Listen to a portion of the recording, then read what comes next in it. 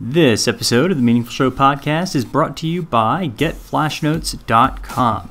Again, that's GetFlashNotes.com, where you can get top business and self-improvement book summaries that you can read or listen to in under 20 minutes. So if you're busy and you don't have time to read, but you know you want to, come on over to GetFlashNotes.com and get started for just $1. Again, that's GetFlashNotes.com. That said, let's jump into today's episode of the Meaningful Show podcast. Hey, what's up? It's Dean Bokhari coming back at you with another episode of the Meaningful Show podcast, where every week we work to bring you an inspiring person or message to help you live better, work better, and be better both in life and in business. Now, today I have a very, very interesting guest. His name is Zoltan Istvan, and he's an American writer, futurist, philosopher, and transhumanist.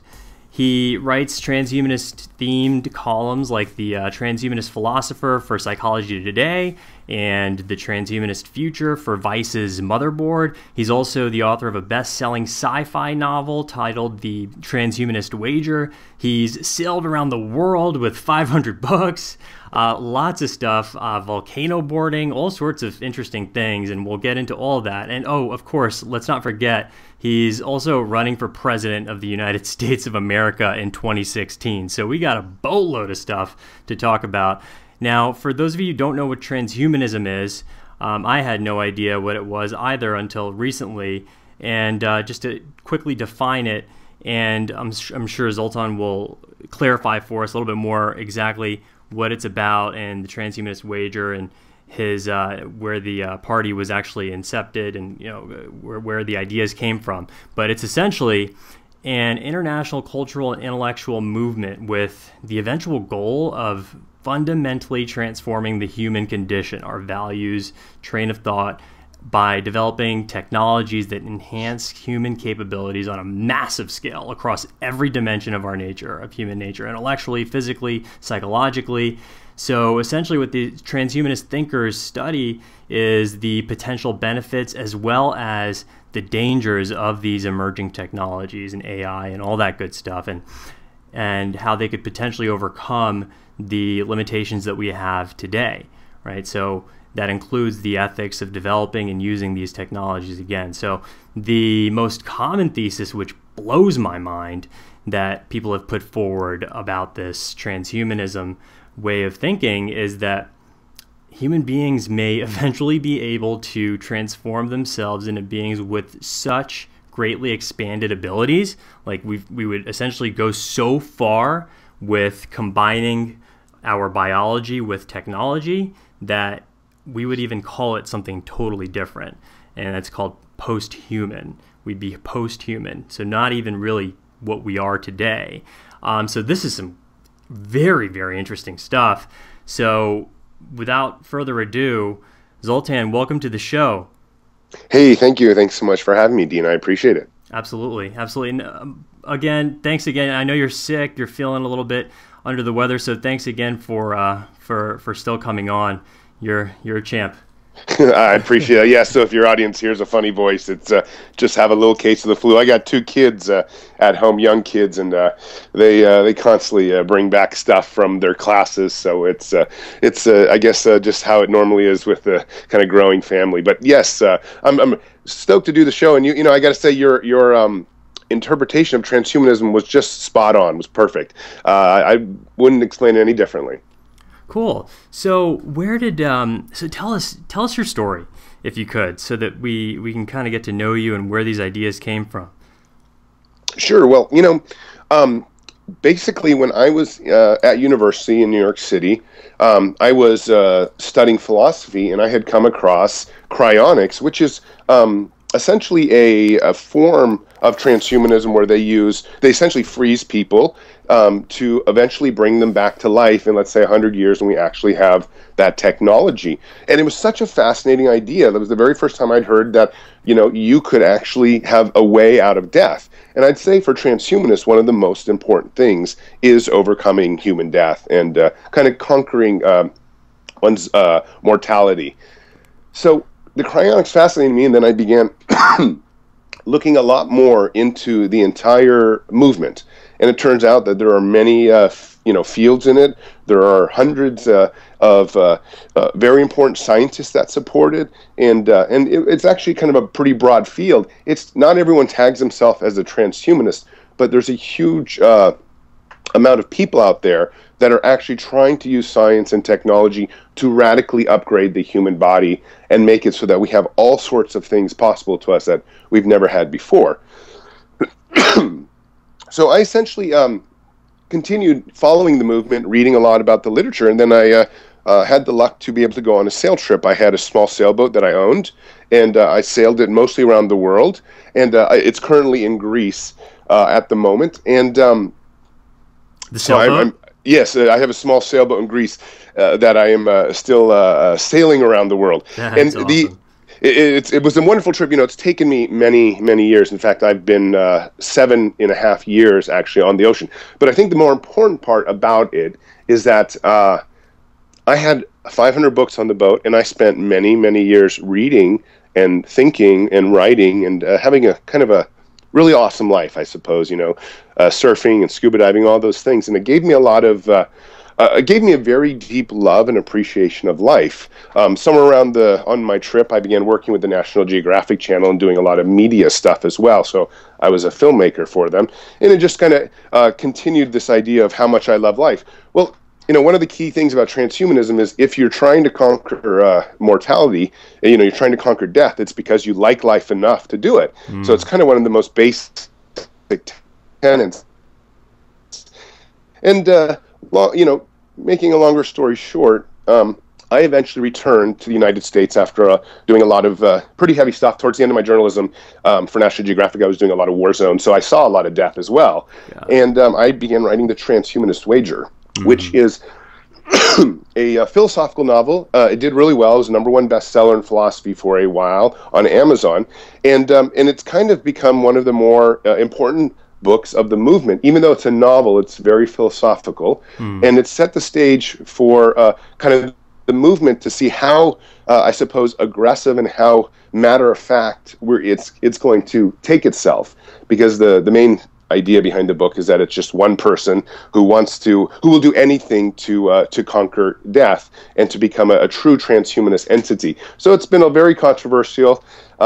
And after the book did really well, I've sort of been launched into this position of being one of the leading spokespersons for transhumanism. And I then formed the Transhumanist Party, and I've declared I'm running for the United States presidency. And that's where I'm at right now, which is a very interesting time. Lots of interviews. The movement is exploding. I'm in the last 2 years, the Google searches for it have tripled and quadrupled. Membership continues to skyrocket. It's not so much membership; it's just a kind of a general. Everyone seems to know about it and is excited about using science and technology. So that's the. Hope I haven't gone on too long, but that's the rundown of how I arrived here at this moment. It's crazy because it's very, very obviously there's something totally. I mean, there's a dysfunction in society on a global level, right? I mean, we definitely need a new train of thought in terms of how we approach the world. I mean, goodness gracious, we're ridiculously lucky here in the United States. We're part of that small, minute percentage of the global population that actually has food in our fridge, electricity to the light turns on when we flip the switch, and we can count on having shelter, and we're not exposed to these things. And I'm sure you can speak to this much more so than I can, with you having traveled to over 100 different countries. I'm sure you've seen a heck of a lot of stuff, but man, I think it's very obvious that we need a change.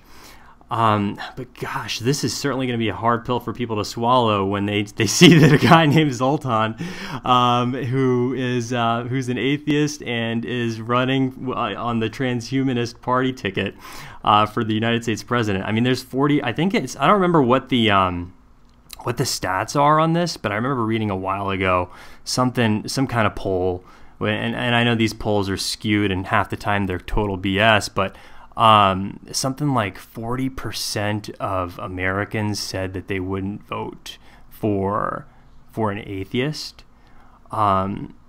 what do you think about all that? I mean, like, what are your thoughts, and how are you going to kind of persuade people in a positive way to switch their way of thinking on this? Because it obviously requires a paradigm shift, massive paradigm shift, right? Oh yeah, of course. So to begin with, just so your listeners know, I'm not in any way under the impression that I'm going to win at all. We formed the Transhumanist Party to try to inspire other politicians to take the field of science and technology much more seriously. What I think a lot of politicians are not discussing is some of the key factors. The human species is already changing. I'm quite certain there will be robotic hearts that will eliminate heart disease. There already are robotic hearts, but I'm quite certain people will electively start putting them in themselves. And heart disease is the #1 killer in the world. So talk about a paradigm shift. If all of a sudden we all start getting robotic hearts and it's made affordable, these are the kind of things that are going to be happening in the next decade. And you don't hear any normal politician talking about it. And that's one of the positive things. But what about artificial intelligence? Some experts think it might be here in 10 years. So we might have an entity that is as smart as the human race and could probably shut down the entire world if it becomes a lot smarter. And again, none of the politicians are speaking about it because it seems so far-fetched and science fiction oriented. But what's happened is technology is moving a lot faster than most people realize.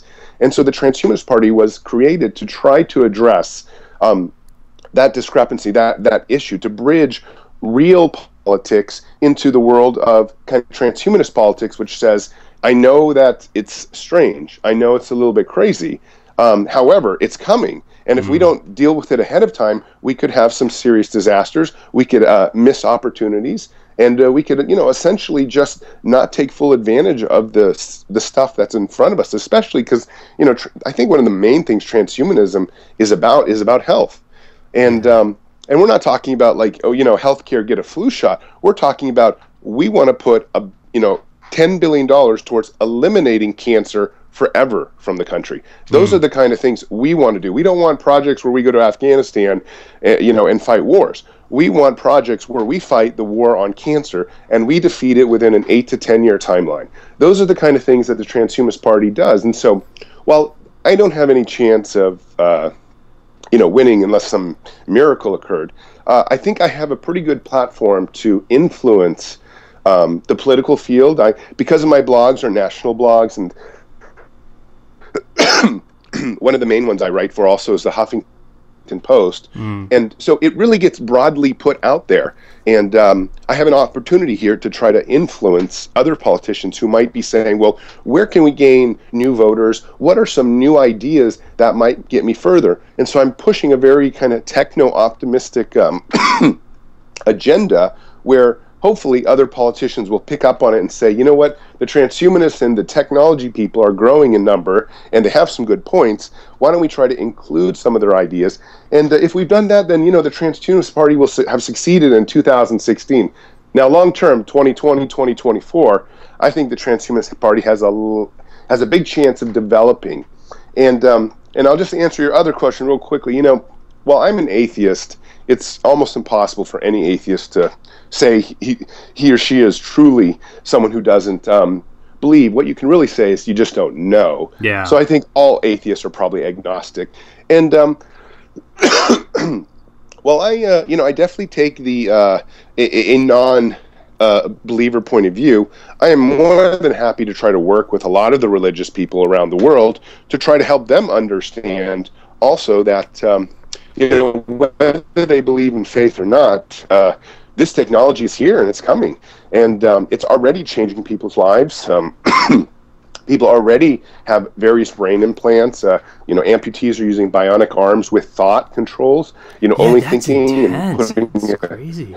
Yeah, so it's here, and I think these are the miracles that they have talked about in many of these religious texts. And so I'm, even if I come from an atheist perspective, I try to tell them, hey, some of this stuff is here, however it's happening, and we can all work together to make a better world. But the bottom line is, we have to accept some of the basics, which is, the technology and people and the transhumanists are after one very specific thing, and they don't want to die. And so that kind of goes right in the face of a huge amount of the religiosity in the world. So I think that's where some of believers are going to have to say, well, maybe they can change their assumptions or change their beliefs, or at least accept our point of view.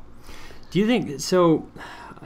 I'm of the perspective that religion is one of the primary causes of all of the all the bullshit that's going on in the world today, the wars and the killing, and it's.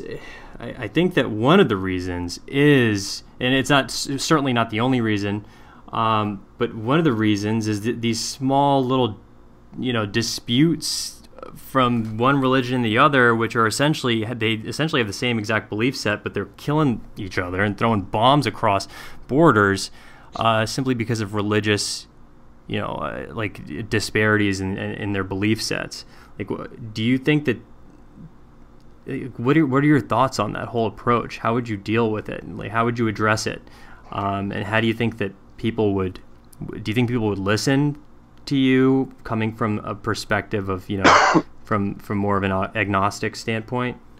Well, sure, and and I I am running on the atheist ticket for sure. Mm-hmm. Even though I've kind of philosophically said have this agnostic viewpoint, I think historically there's enough of a reason to brand oneself as an atheist as sort of a statement saying, the society and civilization, human beings have been oppressed because of religion, stifled because of religion. So, my atheism is very much a statement saying, hey, I stand at this position of kind of being an anti-theological type of person because I have seen what it's done. I've seen the damage it's done across the world. Most of the wars I've covered have been essentially religious wars, especially in Kashmir. You have the Hindus versus the Muslims. And you can say it's over resources, sure, but when you get down to it, it really comes down to a lot of the terrorism is just pure religious ideology. And I've said this too with Israel and Palestine. If you took, and I said this is quite controversial, but if you took religion out of the picture, what would you be left with? Well, you would be left with two countries or two groups of people that simply just want to make money and take care of their families. Yeah. It's religion that's at the core of almost every single major war that you can see. And if you could take that out of the picture, I think we would have a much safer, a much more prolific world where people concentrated on, they put their competitive aspects either into sports, but especially into economics, which is, what's kind of happened in America, which is one of the reasons we've become this kind of economic powerhouse. Or the same thing in China. You don't have the religious stuff getting in the way there. And so what's happening? Well, they're just trying to make money and they're becoming this, mega super economic powerhouse. So these are the kind of things that I try to tell people that take religion out of your life, or at least out of the kind of the central, overwhelming, fundamental part, and separate you're going to find state, like it actually says to do. Exactly, do it as it actually says, and you're going to find that over time, one's life and the life of a country will become significantly more profitable, significantly more prolific, in terms of just everyone living better, everyone having more things that they want to do. So. I'm absolutely, will stand behind my atheism the entire time through this campaign. And, I write at least a third of my articles relate to it. And as I try to... do you think that there are presidents that have been in office, or even Obama right now, do you think that any of them have been atheists, but have just been so consumed with trying to align with the voters and try to, kind of pitch their message and present every single word that they say, and to align with them so they can get more votes, and just say that they're Christian and all that stuff? Because the president still swears over the Bible when he's Oh, I know, and I make fun of that in my novel. It's absurd, to be honest with you. It should not be allowed that they should take the oath of office on a Bible. I tend to think probably some presidents have had atheist inklings.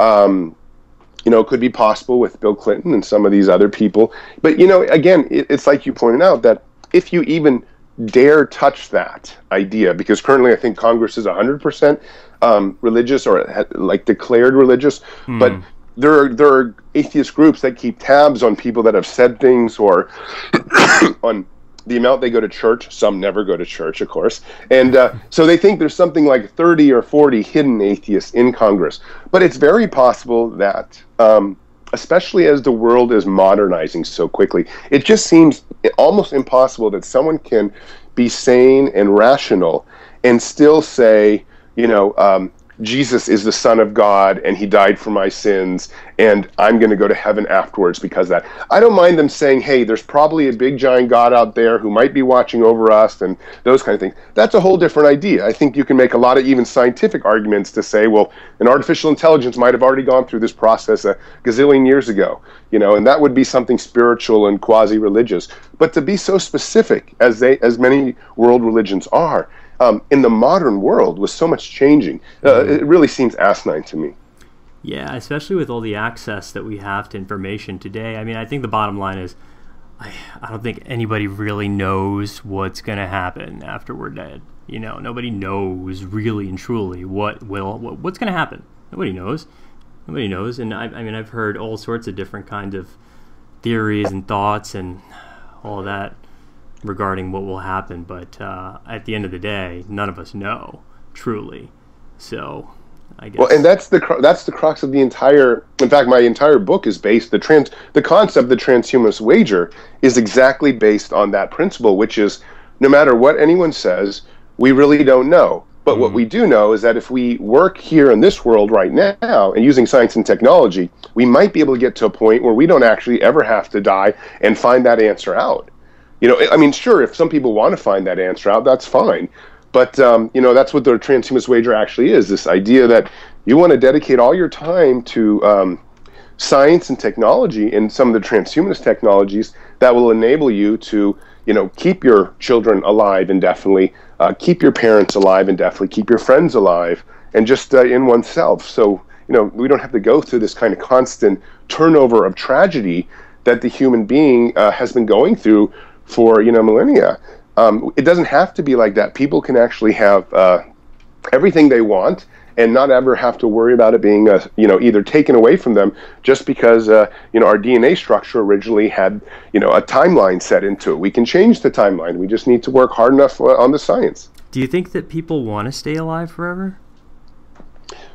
Well, that's a great question, and the answer is I don't even know if I would want to stay alive forever. What I think is most important, though, is because I think a lot of people would say no to that question, and the reason they'd say no is it's just such a eternally or immortality. But I think what we really should strive for is this idea of having a choice. I'm not saying I even want to live beyond 200 years, but I just want that choice to make that decision. I want the choice that when I actually get in a terrible car accident or I get cancer, I can say, okay, here's this to take, and it's over in 2-3 weeks or whatever it's going to be. And what do you think would happen with and I've heard both sides of the story on we don't have enough resources to support more people in this world, and because right now we're at 8 billion plus. I'm not sure exactly what those numbers are, but some people say that we don't have enough. The resources are very, very scarce right now, and it's everything's finite. We don't have enough resources to support everybody and all these people, the birth rates. And then there's other folks on the other end of the spectrum that say, well, look, Dodo Bird, if we would use our resources appropriately and start switching from fossil fuels to some of the natural resources that we have, then we would be able to support a growing population. So I guess. What do you think about all that? Because if there were, because I think that to a certain degree, the majority of folks are afraid. We're all afraid to die. I don't know what your standpoint on that is, but people, if they had the choice, most of the time would probably say no. I don't want to die, or at least they'd keep on pushing it off until they maybe someday decided to pull the plug on themselves if they had that choice. But do you think that we'd end up at a place where there'd just be too many people in the world? Like, what are your thoughts on that? Well, so, first off, this is one of the questions I'm getting, top three questions for sure that I'm getting asked about on the political campaign, because it's the first natural one. You're like, okay, great. It actually sounds nice. Let's all live indefinitely, or at least for a lot longer. But wait a sec, how does that deal with the world population and the environmental sort of crisis we're in? And myself, I tend to believe that we are actually heating up the Earth. Global warming is being caused by human beings. The science seems to be there. So, I'm not a denier of that, but what I do believe is that we might technologically, sorry about that, we might technologically be able to help the environment through new methods that we have never actually seen possible, such as geoengineering, and stuff like that. Now, that's just one answer that I have. I think the other thing is, like you said, resources. We can significantly improve. We can significantly improve the way that we distribute resources around the world.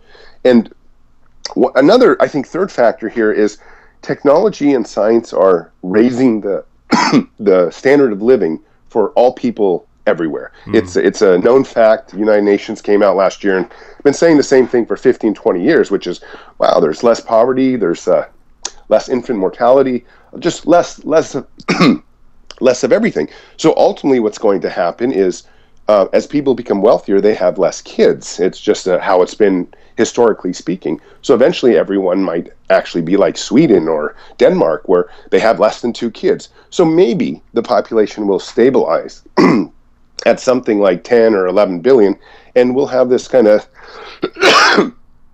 a better utopia or something like that. And I'm not going to say it's a perfect utopia, but it's going to be something like a far better world than we've ever had before. Less wars, more abundance, the kind of things, more freedoms, the kind of things that make the world better. Have you heard of? I'm sure you have, of Jacques Fresco and the Venus Project camp, and then the Zeitgeist movement. And those guys? Yes, absolutely, great stuff. Yeah. Do you think that they have? I mean, are those ideas viable? In other words? Well, this is a little tough for me to do this publicly, but I don't know enough about their ideas to say whether they will work. In my opinion, they are wonderful ideas. However, I would have to research more to make sure they're not too either idealistic or utopia-like, in the sense that they might only work for a very small percentage of the people. But I really don't know enough about the ideas, and they're on my list to try to connect with and discuss further things with, because everyone said, oh, wow, the Transhumanist Party sort of, connects directly with a lot of their ideas. Yeah, it reminds me a lot of a lot of them, and they've got those documentaries on Netflix. I'm not sure if you've seen them. And then Jacques Fresco has written a number of very, very just in-depth books on the subject as well. So it's pretty interesting stuff. Yeah, no, and I absolutely we'll look more into it. And from what I've seen, especially some of the just the visuals that I've gone by browsing their website is awesome. I just don't know enough about the political ideas and whether they actually could work in a place like, let's say, America, where where America's so like stuck in its system, as we were talking about earlier. It's going to be hard to turn this ship in any direction, and any turn is going to be so slow. Could take decades just to get it to turn 90 degrees to the right. Yeah, I don't even think there are, as odd as this sounds, I don't think that there are political ideas, because he says that there shouldn't even be a state. So there wouldn't be separation of church and state, because there is no state under the Venus Project. So that's flies in the face of ever even running for any kind of political party in the first place, because he would want to eliminate it altogether. Yeah, and the internet is making it. I've heard more and more about this concept. The internet is making it more and more so that you can kind of do voting, you can do social interaction, you can do all politics online, and you might not actually even need a formal government at some point in the process. Of course, that's pretty far into the future, but some of those ideas are certainly worth exploring. Although it's again, that's getting so far out there that not sure how practical it is, but it's always practical to just explore them because you never know what kind of gem you come across. So I also got a bunch of so I polled some of our listeners and some friends, and I got a bunch of questions. I'll try and ask some of the ones that stand out here. One of them comes from Jennifer N, and she asks, so what do you think about strong AI and its implications for the future of society, culture, and humanity as a whole? That's a loaded question. Right. So is strong AI, artificial intelligence, and the singularity, I mean, are those essentially the sort of intertwined, or are they the same thing, synonymous with one another? They're not synonymous with each other. Strong AI is essentially artificial intelligence that is equal or better in thinking than a human being. It's going to mean essentially we've reached the level of human thinking in a machine that can independently, be itself. The singularity is more this moment in time when technology reaches such a incredible speed of development that it becomes basically unrecognizable to human beings anymore. It's just like it's a J curve, and you get to the very top, and it's no longer a chip following Moore's law. It's now it would just go beyond chips in a half second into pure energy and quantum chips that are just made of subatomic particles. That's kind of what the singularity is, and there's this idea that we're eventually going to go there, and frankly, it's probably true. At some point, I can imagine those that are in machines and have access to so much computing power will eventually make some kind of jump into a completely different reality that really is unrecognizable to our human thinking as it is now. So, but what do I think of that? I think I'm a huge fan of, strong AI.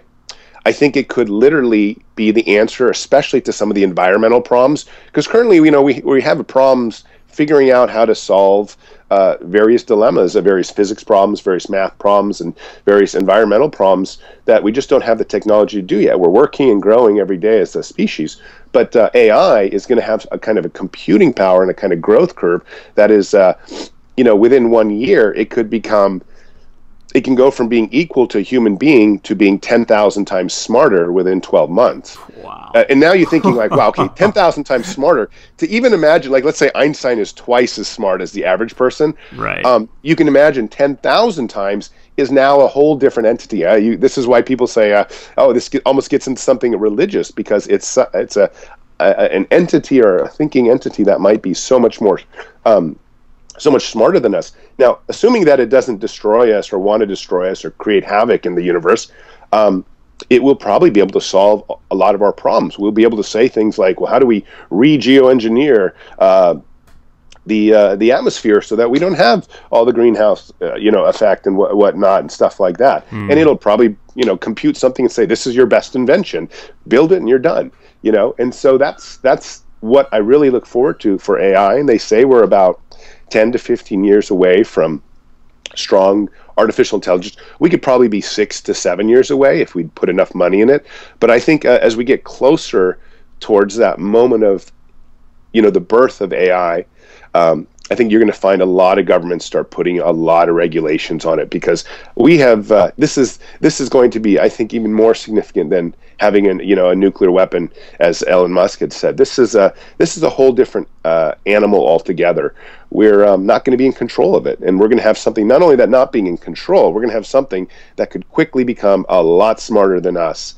And we've never had a species on the planet that's a lot smarter than us. So there are some real dangers. But I'm still a big fan of it. I'm still a big fan of developing it and getting to a point when we have these, hopefully, kill switches that in case something goes wrong, you can turn it off. But, I don't know if you'll be able to turn off something that's a lot smarter than you. That's the flip side of that argument. And I also think I was actually just talking to my wife about this the other day. I was thinking, like, if there were some entity that was so many just levels exponentially smarter than humanity, and our ability to ever even get to that point. Like, if they were so smart, wouldn't they want to eradicate the whole like notion of, you know, evil in the first place, you know, and I know that's a pretty broad term, evil, but I mean, wouldn't they not even want to do something like that? If you were actually intelligent and if you were actually just so, I mean, 10,000 times smarter, good God. Wouldn't you be able to think at a level that would say, okay, look, let's not harm these human beings here? Or, you know, I mean, I don't know. That's a pretty hard thing to wrap my mind around. Yeah, you know, I think it was Asimov, but there's a book that's very similar to this called Childhood's End. And essentially these aliens come from space that are far, you know, more intelligent than human beings. Yet they're not perfectly intelligent. They're still themselves evolving. But the first thing they do is say to the human race, you know, if you continue to kill yourselves and do evil things, we'll kill you all. So very quickly, the world becomes a super safe, productive place, and it's amazing. And the book goes on into kind of a different angle, but it sounds very similar to that. And yeah, I think that would be one very interesting thing with AIs if it just said, "Whoa, you guys are absolutely insane. Stop it. You know, stop doing this stuff." I mean, I guess we say that to ourselves all the time, but you know, without any threat of force, nobody stops anything. You have terrible wars, you know, year after year and stuff like that. So it's an interesting question, though. Do you think at the end of the day, on a really broad level, that it all just basically comes down to the whole, like, the two forces of just fear and pleasure, and that we end up doing a lot more to avoid fear than we do to actually, you know, seek like pleasure and just, you know, possibility and optimism and on a global level, and for one another, even for ourselves? Like, you know, if you ask somebody, would you do more to you know, to go and make $100,000, or would you do more to prevent somebody from stealing $100,000 from you? You know, what would you be more motivated to do? Like, do you think that at the end of the day, it all kind of comes down to people just trying to protect what they already have, and it being kind of fear-based, than people seeking and looking, you know, over the horizon there for what could possibly be a better future for all of us? So, you know, that is a very interesting question, and I think, as I do with most of my philosophy, I try to look at the actual context. So, and in this instance, I can tell you, having just gone through a couple major life changes in the last decade, I went from being this, you know, single guy sailing and having all this fun and all these crazy things, and just reading and writing in my journal and stuff like that, to being a married man now with 2 young kids. And I can tell you, my perspective on security has changed dramatically. I used to be basically a war correspondent. And the idea of even going to a war zone now, when I have, you know, an infinite home that needs me, this has changed my perspective dramatically. And so I think a lot of how we make decisions in society happens to be at what age we're at, or whether we've already, you know, settled down and have families and homes to protect. You know, I think the older you get, as long as you, if you follow the kind of status quo where you end up, you know, amassing assets and amassing a family and things that you love, then you end up stifling yourself to some degree. I find this happening all the time to me, where I wonder where some of my exciting nature went. But I am now concentrating all that effort on security, on protection, and especially on making my kids so that they have a kind of future that I want them, you know, I hope that they want and I want them to have. So I wonder if a lot of that has to do with age. I recently asked my dad, I said, you know, he's getting really old, and I said, are you interested in cryonics? And he's kind of, I think, an atheist. And he said, no, I'm not interested in living any longer once I have to go. And it was a very reasonable and sensible point of view, I actually thought. But the idea was, you know, he's 70 years old, had a couple heart attacks, you know, health has been failing. I think he's had his fun, and he's had a very nice life, I think. But he's just, you know, that's sort of it for him. And I think if you had asked the same question when he was 20, you'd probably get a very different answer. I have a question, a really interesting one here from Keith T, one of our listeners, and he wants to know, he's asking, you know, what basis do you use for moral and ethical decisions? is he says many religious people claim that religion is the sole basis for a universal moral perspective. And a lot of people, atheists in particular, like, Sam Harris, for instance, who I'm sure you've heard of, challenge that premise. So how do you decide on things? How do you decide what is good and what is bad?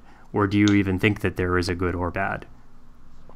So, this gets a little bit difficult for me because I have written this philosophical manifesto, the Transhumanist Wager, which by the way, I'll link that up for you guys because I'm sure that you're going to want to kind of read more about it. So the Transhumanist Wager, and I'll link up all this stuff in the show notes at meaningfulhq.com. And cool, thank you for that. And it's interesting because I have laid out an entire philosophy that's called teleological egocentric functionalism, and it sort of creates this entire framework for a transhumanist moving forward. Now, unfortunately, it's a very aggressive and very kind of over-the-top philosophy. It wasn't necessarily designed for society to embrace. It was just designed for an individual to contemplate and use as a philosophical device and determine how much it sort of applies to him. But in the novel, I describe at length this idea that morality for a transhumanist is based and determined by the amount of time that transhumanist has left to live. So if you have an indefinite lifespan ahead of you, you have plenty of time to be really nice to everyone, to help out everyone, and to do kind of various other things that you might not do if you knew you had 5-year window left to live and you have to develop the science to live indefinitely. So there's sort of a sliding moral system based on exactly how much time one would have left to live. So it's a very interesting kind of concept. It's not sure that it actually applies to where I am right now. I'm trying to, as a politician and as a person who's going out of his way to unite people. That's one of the things I'm trying to do with transhumanism is say, the future can be great for everyone. It's not just Republicans or Democrats. It's not just poor people or rich people. It's everyone can participate in this. Everyone can have an indefinite lifespan. Everyone can have the opportunity to follow their dreams and stuff like that. So from that point of view, I try to make it known that my cause is really uniting people and bringing them together. So I go from a moral standpoint, trying to do the most good to the most amount of people that I can.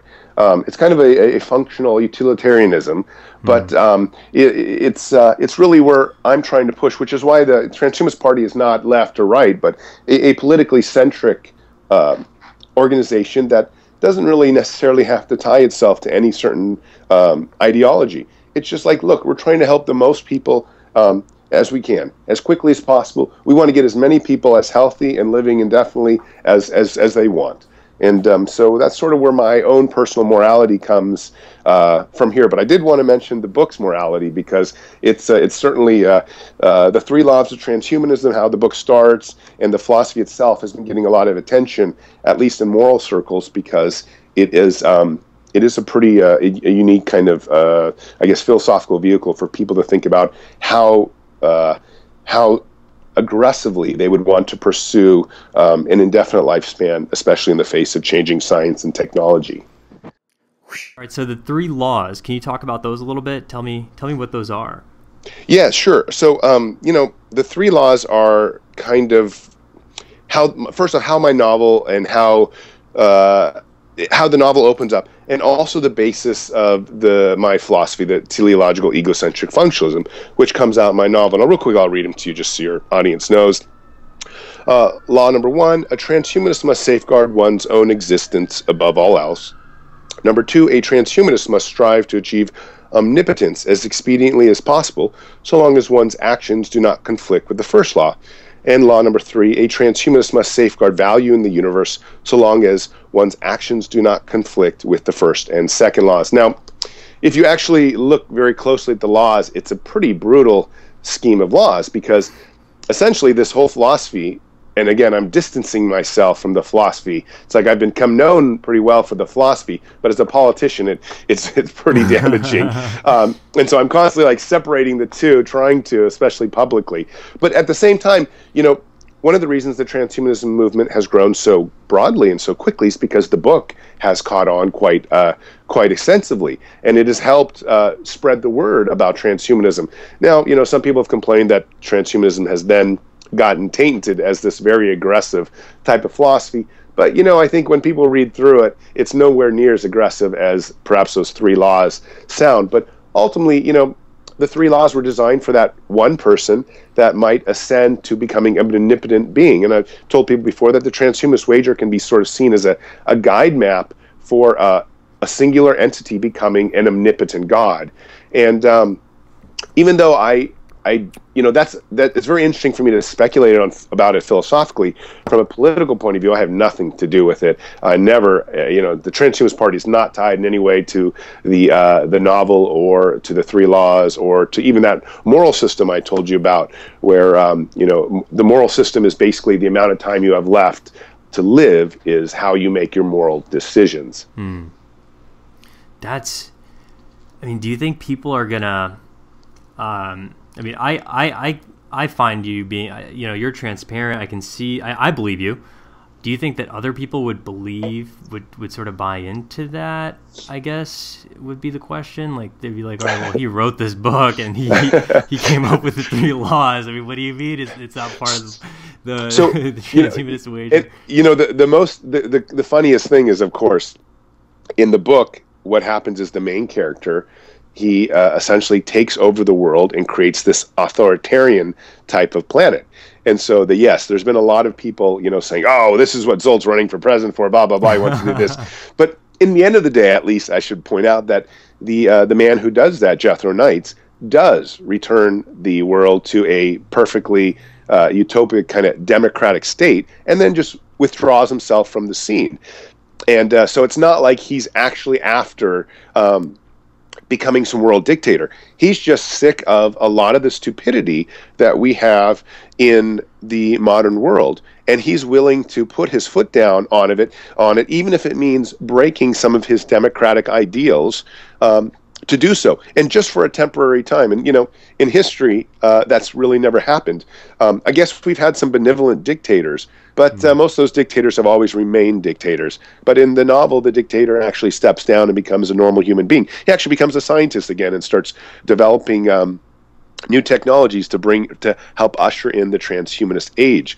And so while the book can't be seen as part of my own political campaign, it's very interesting from a political point of view to consider it and to consider what things sometimes have to be done in order to get to a better world. In the end of the day, it's safe to say that the character in the novel ends up saving the lives of billions and billions of people, because essentially every day 150,000 people die.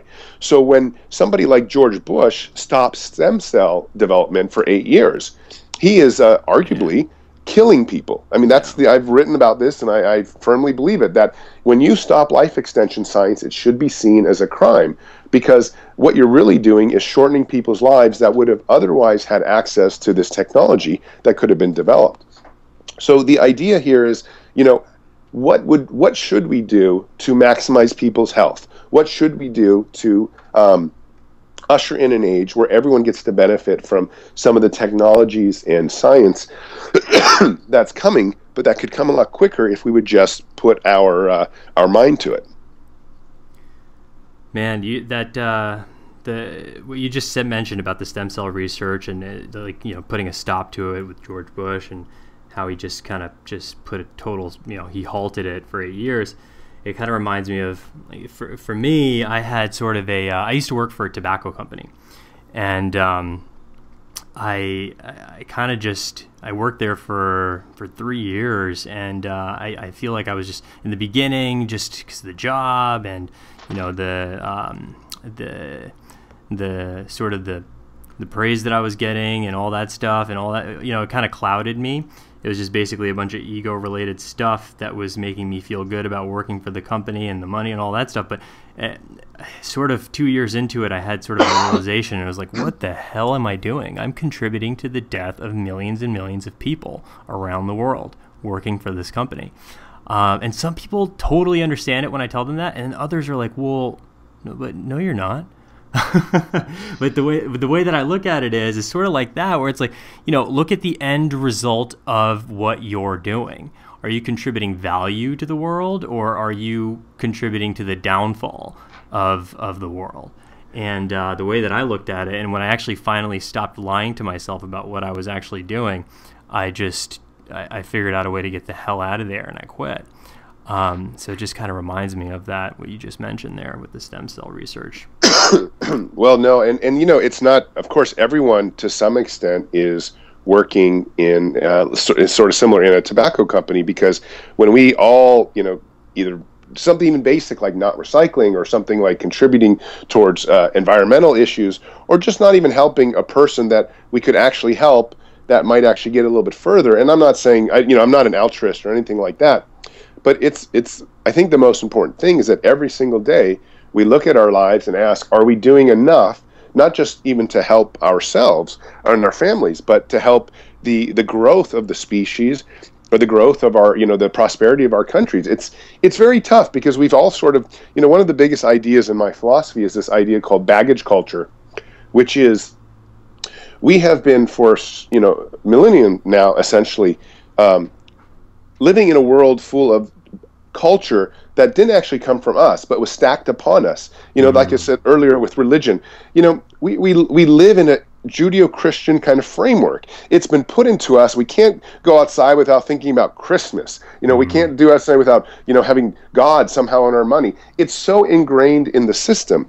And it takes a huge amount to actually try to step outside that and say, wait a sec, what is it that I want to be? What is it that I would be without some of these things? Would I celebrate these things? What would I do in a day-to-day life? There's so much involved in baggage culture, and this idea that we have just been culturally stacked ideas into our heads with no real, we never gave it a thumbs up or a thumbs down. It was just part of the culture. You see it on TV, it's on the internet, it's in the color of your IKEA furniture. It's like the Matrix. It's everywhere around you. It reminds me of I was reading a book called it's one of those thick philosophy books called Meeting the Shadow, and it's just like a collection of different thoughts and notes from philosophers from every walk of life. Carl Jung and all sorts of different schools of thought. And one of them was in the very beginning of the book. It was very similar to what you just mentioned, but they say that when you're born with an imaginary bag that you carry around with you. And you carry it around with you your whole entire life, from birth to adulthood to the day that you die.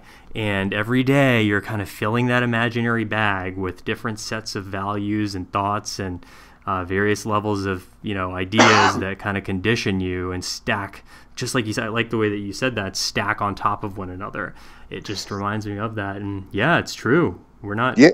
It's true, and the media, as I pointed out, there's no way escaping it anymore. It's like we're born into this, and it's so hard to see out of it. And I like that baggage, the anecdote for sure, because it's exactly what happens. And the bag gets heavier as we get older. That's the problem as well. Yeah. And pretty soon, by the very end of our days, it's hard to see, and it's hard to understand what to do. And people, then they have to worry about their children and stuff like that. It becomes a system where it's very hard to change anything for the good. And, ultimately, I hope, I think the one thing that's happening now is that with so much radical science and technology coming out, it really is starting to change. It is starting to create a paradigm shift. It's going to be probably a while before we see it. But I think at one point we're all going to wake up and say, wow, I actually went to, the hospital. I got a robotic arm because it's that much more powerful than my biological one. And now I can lift, 2,000 pounds with it and write 10 times quicker or type, whatever it is. Yeah. And I think people will start saying, okay, now we are fundamentally changing. Like you said, we're starting to move towards that post-human era. It's no longer even transhuman. It's post-human. And then maybe we'll start coming up with some new ideas, new philosophies, or at least they'll probably old philosophies and old ideas, but we'll incorporate them into our lives to make us healthier and better. But until we have some type of internal moral strength that makes us, for example, like you just leaving the tobacco company, that's that kind of revelation, because for every 10,000 people, there's only one of you, that actually makes it, and it's tough. I think everyone has to sort of step outside themselves for a while and say, okay, what is the way that I can contribute to the universe best? That's a difficult journey. It's not easy to make, and it takes a huge amount of not only emotional capacity, but a huge amount of philosophical discovery that has to come out in a place, in the context of one's life that actually allows it. I have friends all the time who they were doing really cool stuff when they were younger, and now they're just sort of in the grind. The 2-car garage and 2 kids, and let's go here, let's go there. They don't want to, they don't want to do anything anymore. They can't because, and what's sad is they don't even relate to you anymore. They're just not interested, like they used to be. And I'm sad about that because I think if we could somehow keep the flair of our youth, the rebel in us, that's the thing that's one of the most important things I can tell you about transhumanism, is that most of transhumanists are kind of rebels. They really want to fight for a new cause. And that's what makes this movement really exciting, is that people are like, hey, let's do something different. We can make the world better. And I don't mean make it just by, talking about it. I mean, we can create it. We can put on this type of technology and science into ourselves and literally change the health and the happiness and the well-being of the species. Yeah, and even to piggyback off of that, like if there's professionals listening right now too that work for big companies and corporations. And there's all sorts of folks that listen to this podcast, but to speak to the professional right now, like there have been studies that have come out where, if you think that, hey, you got to pay the bills and all that stuff, you got to hate your job. Well, it's when you're not in an environment that scares the shit out of you all day long. If you don't do this, you're going to get fired. If you don't listen to your boss, then this is going to happen. You're going to get micromanaged. When you take that out of the equation and you allow somebody within their role to actually do their job and to contribute to the company and the organization as a whole, they do a heck of a lot better. They're so much more creative. And I think you can kind of overlay that to different aspects of life, so I think that... No, and I agree with you. No matter how you use fear, whether it's in a professional situation or even just in a life, fear doesn't work very well as getting the job done. Yeah. It might get a reaction very quickly, but the way to really, the way to move forward in life, no matter where you're at, and believe I've been a professional too. I had a real estate business, and it was brutal. It's really just about wanting to be inspired. As long as you're inspired, it doesn't matter what field you're in or who you are or what you're doing. If you're inspired, then you're stoked. The life is about inspiration. One has to keep themselves in the game in a way that they love the game. Yeah. But as soon as you don't love the game, then it becomes tough. It ends up sucking. yeah, and it's tough. Then. So as far as like policies go, take something like 9/11, and regardless of how that ended up happening, whether that was sort of an inside job or an outside job or whatever it was, take something like that happens to the country. I mean, what would you do? What would your policies be if you were to actually, if you could decide, all right, planes just crash into the Twin Towers, or take a current example, on an international level, right, relating with other countries, the stuff that's going on in France, like how would you deal with those things? How would you handle them? Sure. Well, at risk of sinking my campaign so early, I would, and people are going to hear me say this a lot, and I know that some people don't like it, and they don't like that that one of the leading transhumanists is so adamant about his being non-religious.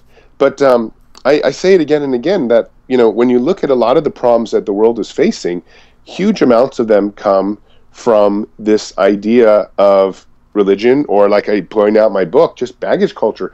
We are so stifled by the things we believe, instead of stepping outside ourselves for a second and trying to say, well, would this have happened without X in it?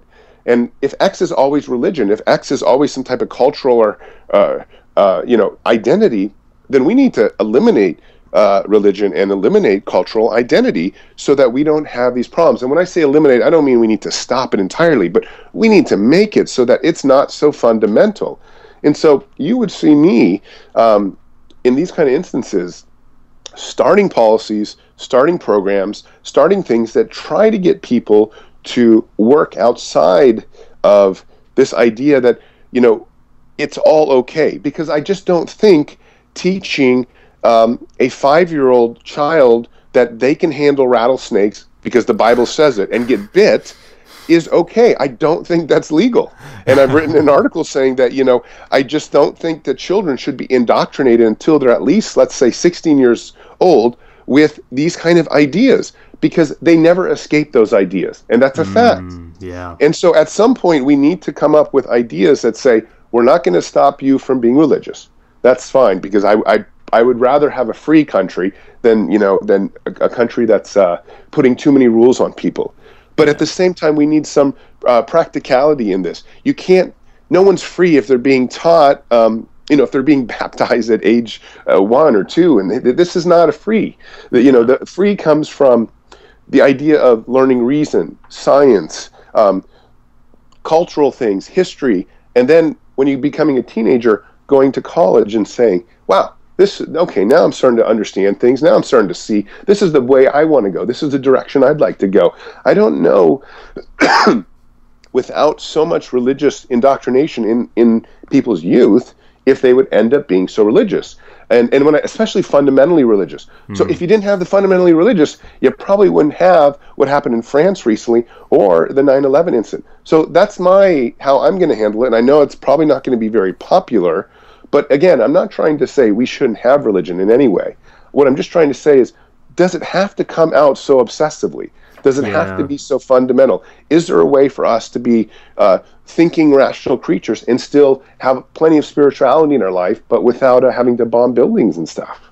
Yeah, and I think that's the big thing, right? Because, you know, part of me, from my perspective, you know, there's a lot in religions, and pretty much every religion, they teach basic principles of how to live a good life, right? It's templates of sort of that you can overlay on your life and sort of live by without, and get along with other folks and do good, and, you know, don't steal, don't kill people, you know, basic stuff, right?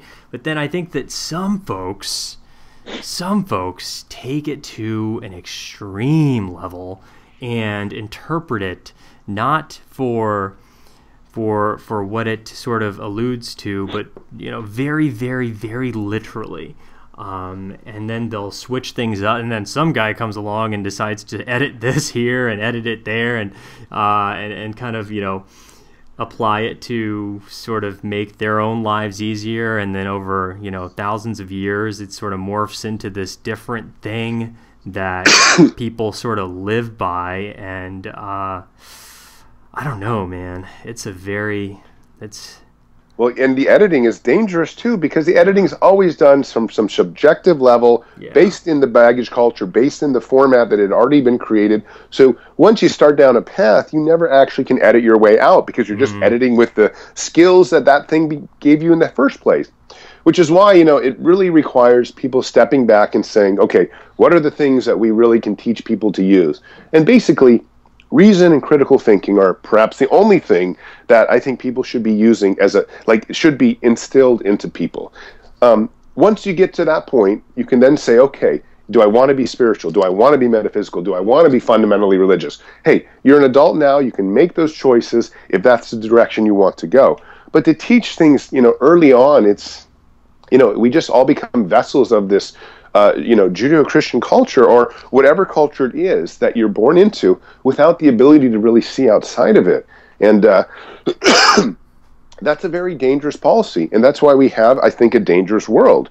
If we had started off saying just, you know, reason and critical thinking, and maybe, you know, whatever capitalistic policies that are in place, or even socialistic policies, it's not even that. Let's help the common person on the street. That's fine. Then we would all have grown up with that, as opposed to, you know, some of these other things. And I agree with you. Most of the religions actually teach very good fundamental principles. But if you mess with it even 15, 20% with some fundamental dark stuff, Yeah. then that dark stuff poisons the rest of it. Yep. You know? Clouds the whole Yeah. freaking ocean. Yeah. And especially then in our world, with technology being as it is, you know, it doesn't take that much for a handful of people to get a nuclear bomb and to somehow bring it somewhere, or a, you know, suitcase bomb. It's just a matter of time before we have more terrorism that happens even worse. So we really need to as a society, find a way so that, you know, a small, tiny segment of the population cannot take advantage or try to make their point. I was saying, for example, I think they had these beheadings recently in the Middle East that were happening all the time from the ISIS people. And I thought, you know, the idea is eventually if we have technology and we have, for example, chips in the head, all of us, a lot of this will be trackable. And that could literally eliminate this problem almost immediately. I've written about trauma chips recently where if something goes wrong, there's a biological framework for it in your head. You know, certain kind of chemicals, a certain amount of brain waves shoot out something, then a chip would be alerted would recognize it and alert some authorities. Eventually, we're all going to have this. Eventually, you know, there's a couple million women raped in America every single year. Just unbelievable, the stats. And the same thing with child abuse.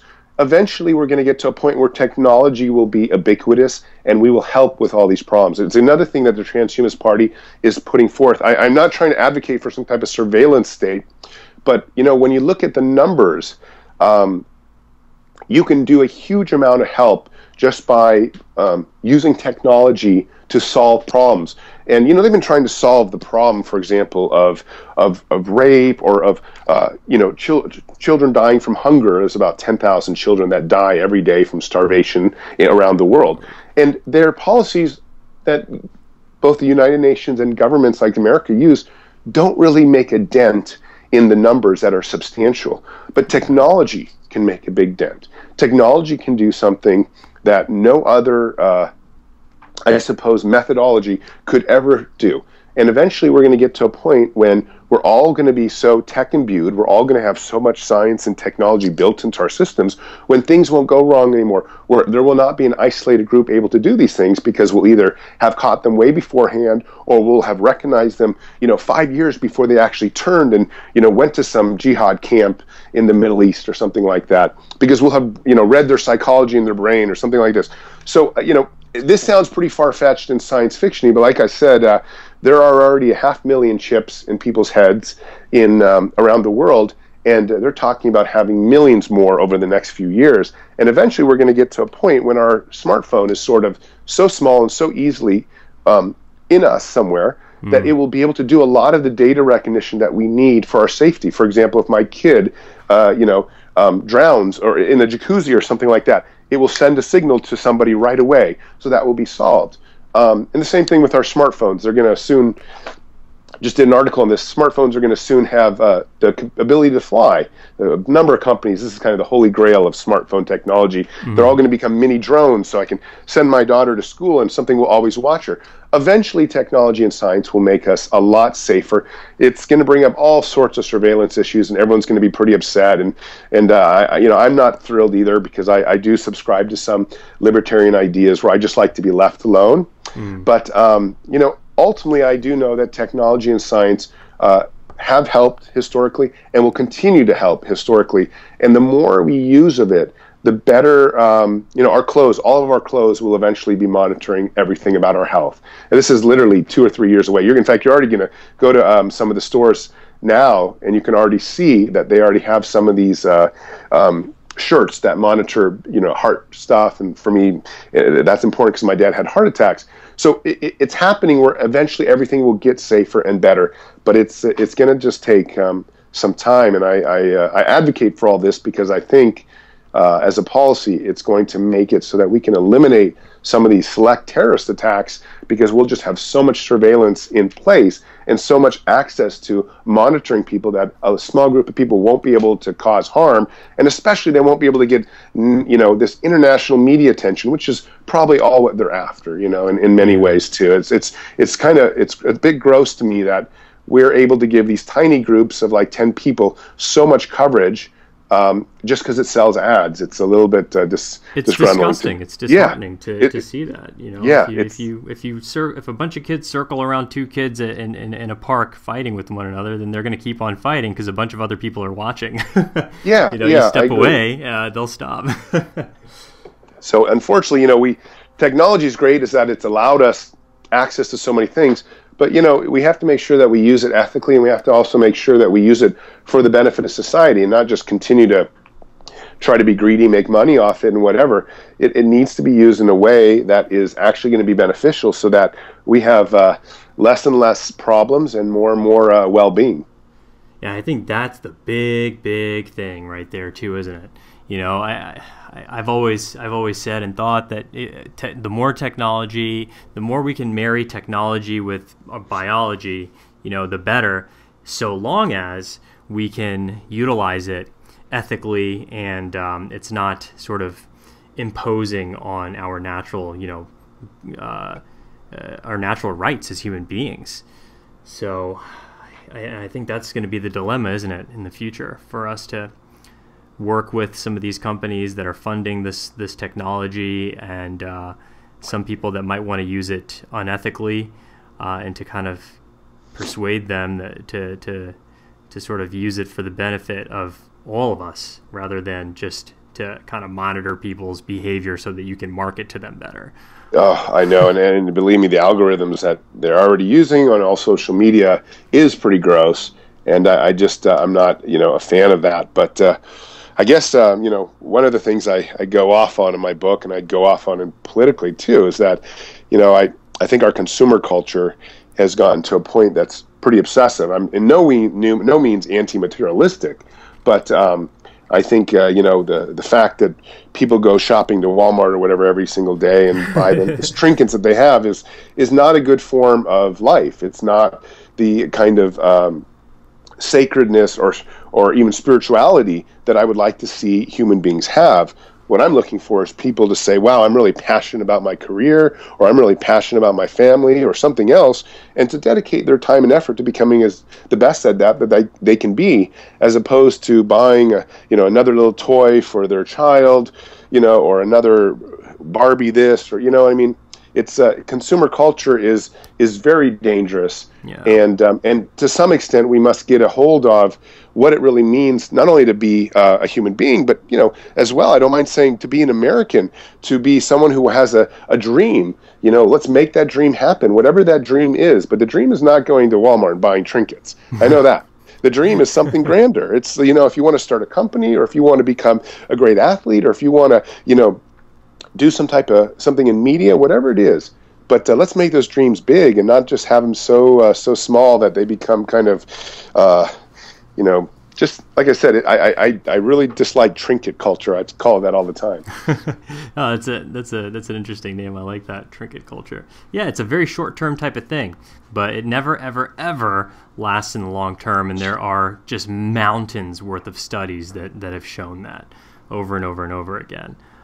By the way, if you don't like reading, check out a documentary on Netflix called Happy. It'll really put a lot of that stuff into perspective for you guys that are listening. So awesome, man. Thank you so much. Just a few rapid fire questions here before we close it out. Sure. Zoltan. So failures. You've been around the world. You've done so many different things.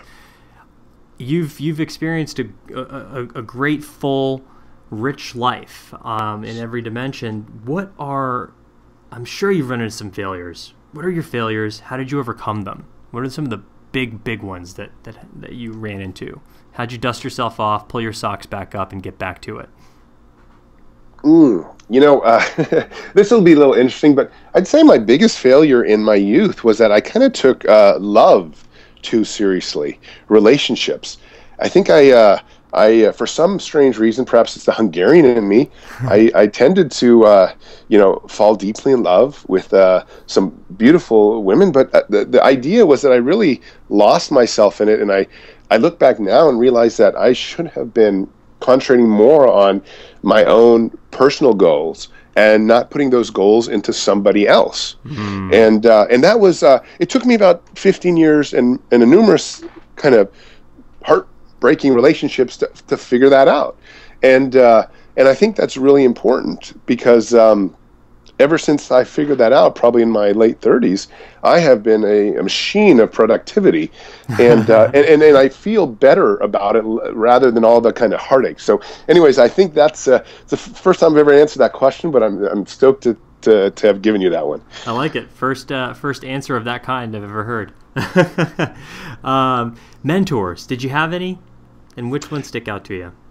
You know, I did not have any mentors, and it's funny because I kind of rail against mentors a little bit, and I know most people will hate this, but I have all my mentors have been in the form of books. I took books so seriously in my youth that I would have easily preferred them over people.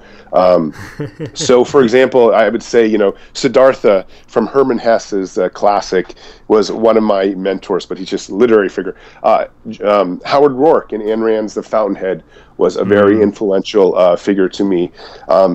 Jack London, some of his characters were, I think, very powerful to me, a number of them, and even some of the animals. So I never actually had mentors, but I certainly had books that I can say acted almost exactly the same. And some of those books I've mentioned I have read at least 10 times and continue to read during moments when I actually feel I can like to be influenced by them. I feel the same way, and it's interesting. I've interviewed a few people over the last few days. That's been sort of a consistent theme where I ask that question. They'll say, you know what, it's not as many physical human mentors that have had an impact on my life, but the either virtual mentors or author type mentors from the books that I've read and things of that nature. And that's in my experience has been the case as well. If I have a question or if I am kind of pondering on something and I want to learn more about a specific subject, I'll grab a book and I'll read about it. Or if it's a specific subject I want to dig deep on, and I'll grab a few books from that arena to really sort of try to achieve mastery in that area. So yeah, that's awesome. Final question for you, Zoltan. It's the question that I ask all of my guests, and that is, what does it mean to you, good sir, to live a meaningful life? Excellent question. Well, I go back to kind of what I mentioned earlier, which is the most important thing that I'm doing right now, and the most important thing for me for meaning, is this idea of the Transhumanist Wager. Even though it's the name of my novel, it's actually a concept outside of the novel as well. And it's this idea that if you are pretty sure that there's no afterlife, we have no proof of it, that you should spend all your time, and if you love life, of course, and that's kind of naturally built into it, then you should spend all your time dedicated to preserving the life you have. And because science and technology are advancing so quickly, we actually have the chance to preserve that life indefinitely. So you should do everything you can towards preserving that life indefinitely using science and technology, that's what the Transhumanist Wager is. And it's based off kind of Pascal's wager about God, with the twist in about it's the atheistic version. And that's where I get my meaning, day in and day out, is every time that I do an interview, every time I write an article, every time I do something for the transhumanist movement, I know that I am one step closer towards helping to achieve the idea that we can conquer death, achieve an indefinite lifespan for not only myself and my family, but for friends and for everyone around me, anyone on the planet. And that's where the meaning comes from, is that idea that I feel like I'm actually contributing to this amazing advance that is literally going to be probably the biggest paradigm shift the species has ever gone through. And it'll probably happen in 15 to 25 years. Beautiful. Love it. Zoltan, where can people find you if they want to connect with you and learn more about the Transhumanist Wager and the party and support you in 2016? Sure. And please do support me. You can go, I have a personal website, which is zoltanistvan.com. So that's Z-O-L, and I'll link all this stuff up, by the way, for you guys in the show notes at meaningfulhq.com, but it's ZOLTANISTVAN.com, right? ZoltanIstvan.com. Where else can they find you? Yeah, that's my personal site. There's a big link to the Transhumanist Party site, but the Transhumanist Party site is transhumanistparty.org.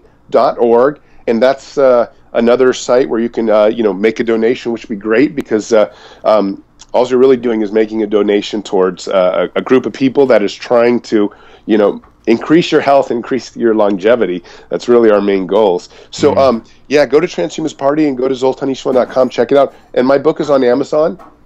If you'd like to get it, the Kindle version is quite cheap, and there's a paperback version as well. And anyone that wants to ask any questions, just feel free to email me. I try to email back everyone I can. I'm still able to do that. It's been getting crazy lately. Definitely, there's a lot more press since I've announced the presidential campaign.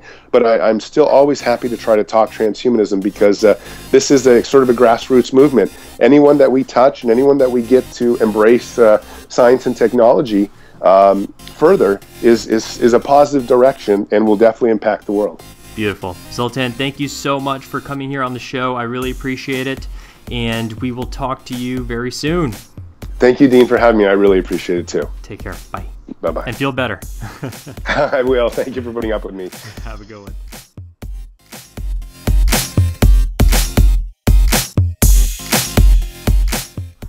All right, so there it is. Thanks again for listening to this episode of the Meaningful Show podcast. As always, if you've got an extra minute, I'd appreciate it if you reviewed the podcast. It really helps. So if you can, on whichever platform you're listening to this on, whether that's Stitcher or iTunes, if you can, just give me a quick review with whatever comments you have. If you like it, great. If you don't, let me know that too. Hit me up, by the way. If you have questions that you want answered on the podcast, let me know. If you have people that you think I should interview, let me know. Questions at deanbokhari.com. Questions at deanbokhari.com, and let me know what you want to hear. I do this for you. So if you have something in specific that you want to hear about, learn about, or hear from a person or individual, then please let me know. So if it weren't for you guys, if it weren't for you listening, and if it weren't for the emails that I get, and those things motivate me, they inspire me, and they keep me doing my best to deliver the absolute utmost value that I possibly can for you on this platform, on this podcast. So if you want the show notes for this episode, again, go to meaningfulhq.com. That's meaningfulhq.com. Hit me up. And if you want the show notes for this specific episode, just click on the information tab on the platform that you're listening to this from. So if it's iTunes, you just hit that little I and it'll flip around, and you'll be able to just go straight to this specific episode and get the show notes for that. So again, you guys are awesome. You are awesome. Thank you for tuning in. This is Dean Bokhari, and I will see you on the next episode of the Meaningful Show podcast.